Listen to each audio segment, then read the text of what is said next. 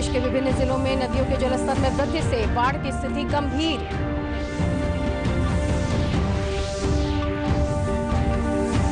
मुख्यमंत्री नीतीश कुमार ने संबंधित जिलाधिकारियों को राहत कार्यों की दी हिदायत।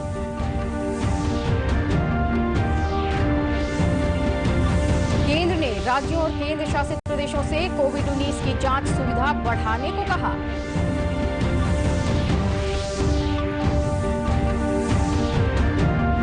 पूर्णिया में गैस सिलेंडर फटने की घटना में 6 बच्चों की मौत।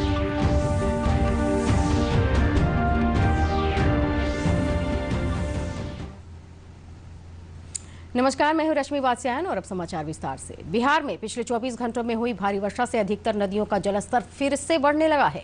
नेपाल में स्थित नदियों के जलग्रहण क्षेत्रों में व्यापक वर्षा हुई है, जिसके कारण गंडक बराज से 4,60,000 क्यूसेक पानी छोड़ा गया है। इससे 1-2 दिनों में बाढ़ की स्थिति और खराब होने की संभावना है। पूर्वी और पश्चिमी चंपारण में कई नए इलाकों में पानी भर गया है। देखिए रिपोर्ट। झेल रही है।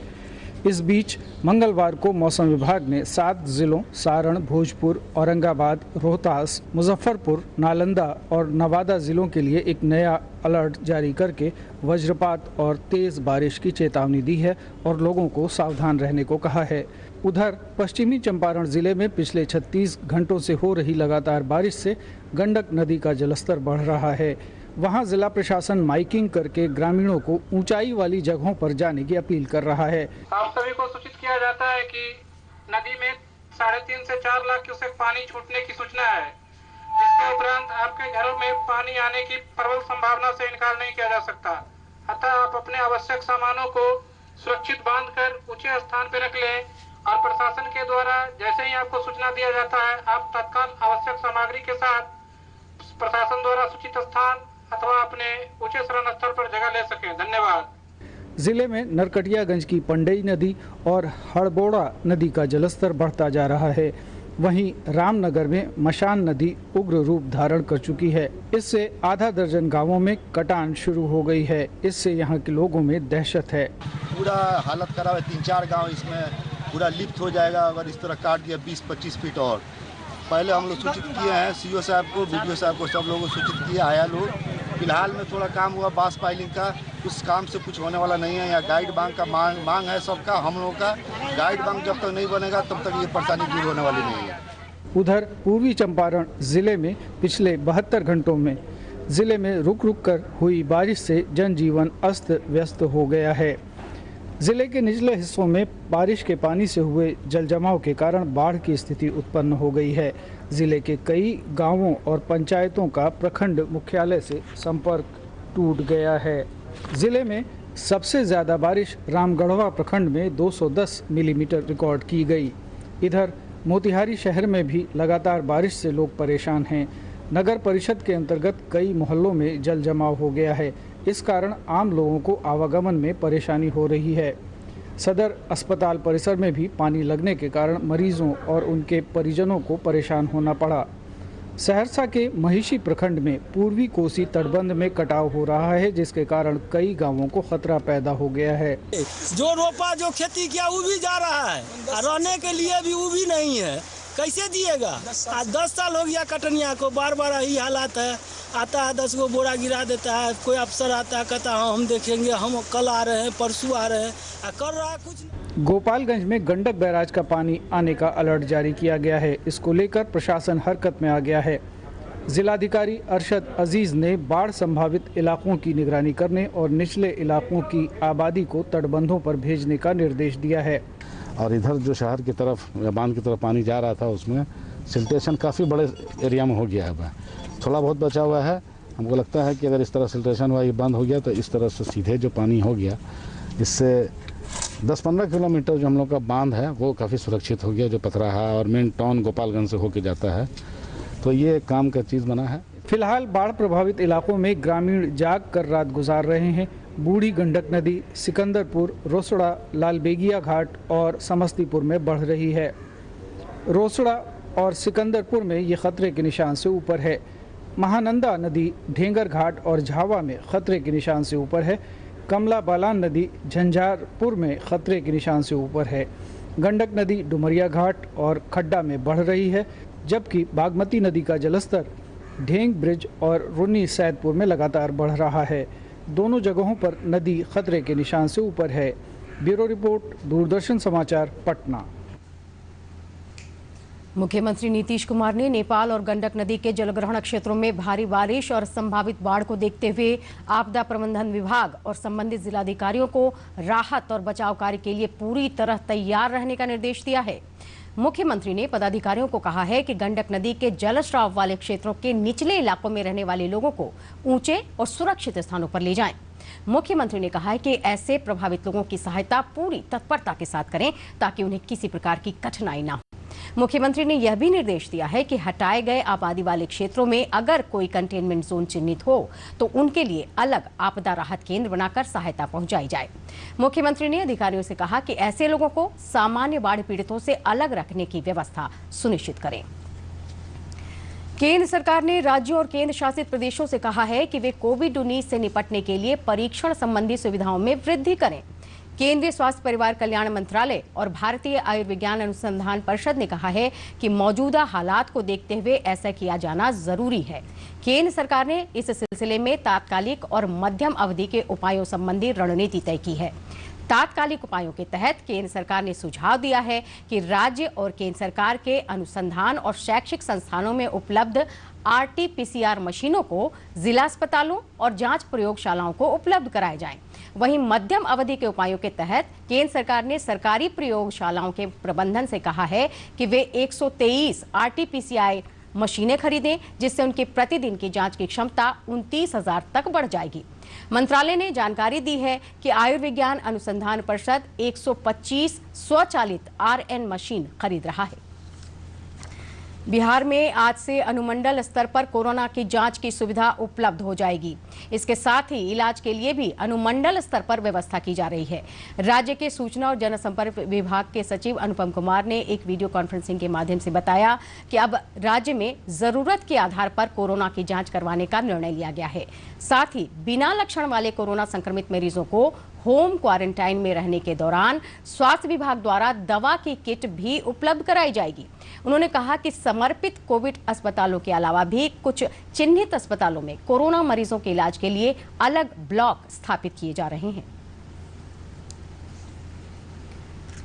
प्रदेश के स्वास्थ्य सचिव लोकेश कुमार ने वीडियो कॉन्फ्रेंसिंग के माध्यम से बताया कि अब तक कोरोना से ठीक होने वालों की कुल संख्या 18,741 हो गई है। वर्तमान में ठीक होने वालों की दर 65.61% है। उन्होंने कहा कि सक्रिय मामलों की संख्या 9,624 है।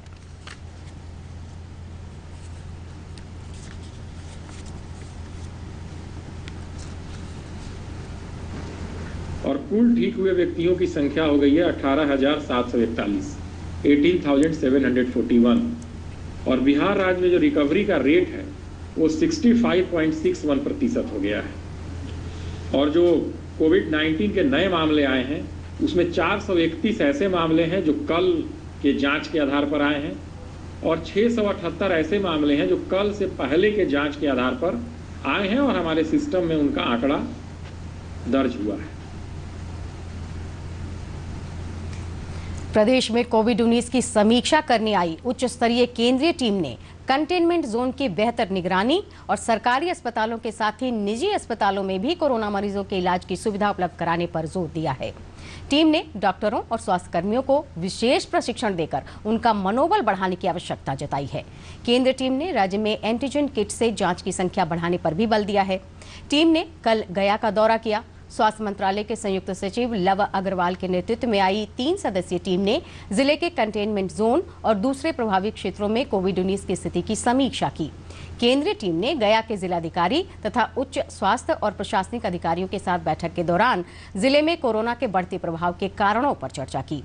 टीम गया में कोरोना वायरस के लिए बनाए गए मगध प्रमंडल के 5 जिलों के नोडल अस्पताल अनुग्रह नारायण मगध मेडिकल कॉलेज अस्पताल भी गई। टीम ने अस्पताल अधीक्षक तथा डॉक्टरों के साथ वहां चल रहे इलाज और संक्रमितों को दी जा रही सुविधाओं का भी जायजा लिया।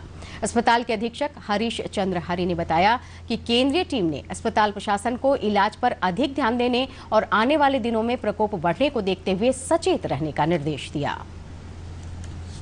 मेरे पास समय है हर पेशेंट को देखना है, अच्छा से देखना है, उसको एनालिसिस करना है, उसको ट्रीटमेंट करके कोशिश करना है कि पेशेंट को ठीक कर। इससे पहले टीम ने पटना में कोरोना संक्रमण की स्थिति की समीक्षा की। टीम ने राजीव नगर बफर जोन के अलावा पाटलिपुत्र स्पोर्ट्स कॉम्प्लेक्स और एनएमसीएच कोरोना अस्पताल का निरीक्षण किया। टीम ने कंटेनमेंट जोन में डोर टू डोर सर्वे और अधिक से अधिक लोगों की जांच कराने की सलाह दी। टीम ने राज्य सरकार को जांच का दायरा बढ़ाने के सुझाव भी दिए और कहा कि ट्रैकिंग, टेस्टिंग और ट्रीटमेंट की सही व्यवस्था से ही कोरोना पर नियंत्रण पाया जा सकता है। बिहार विधानसभा चुनाव के मद्देनजर चुनाव आयोग ने मतदाताओं की सुविधा के लिए टोल फ्री नंबर 1950 जारी किया है। कार्यालय अवधि में बिहार के किसी भी कोने से इस टोल फ्री नंबर पर डायल करके मतदाता सूची में नाम जुड़वाने, ऑनलाइन रजिस्ट्रेशन कराने और वोटर कार्ड बनवाने संबंधी जानकारियां हासिल की जा सकती हैं। उप मुख्य निर्वाचन पदाधिकारी बैजूनाथ कुमार सिंह ने दूरदर्शन को बताया कि कोरोना संक्रमण से बचाव के लिए लॉकडाउन के दौरान लोग घर बैठे मतदाता बनने के लिए आवेदन कर सकते हैं।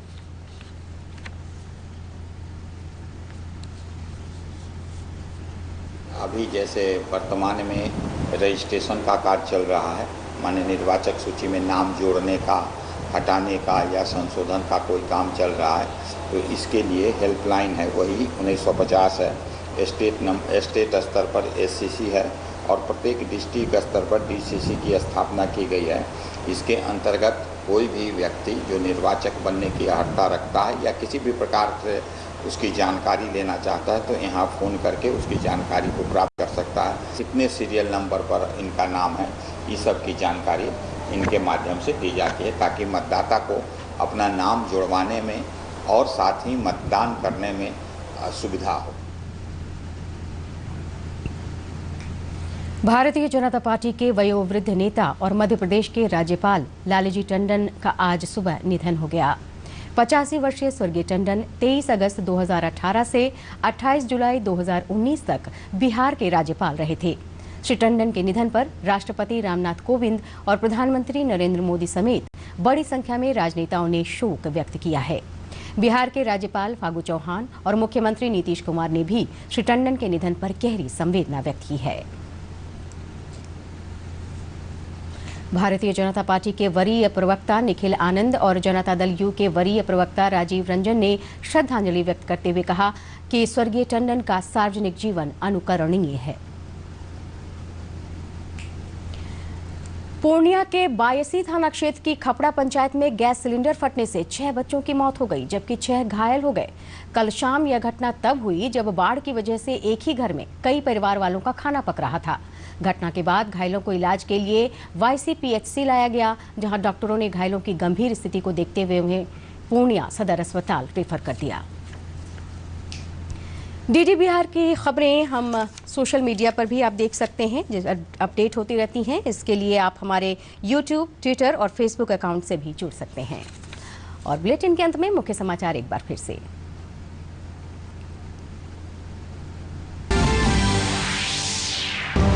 प्रदेश के विभिन्न जिलों में नदियों के जलस्तर में वृद्धि से बाढ़ की स्थिति गंभीर।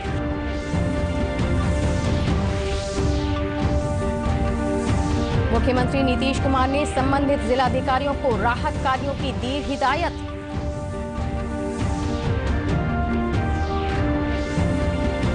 केंद्र ने राज्यों और केंद्र शासित प्रदेशों से कोविड-19 की जांच सुविधा बढ़ाने को कहा।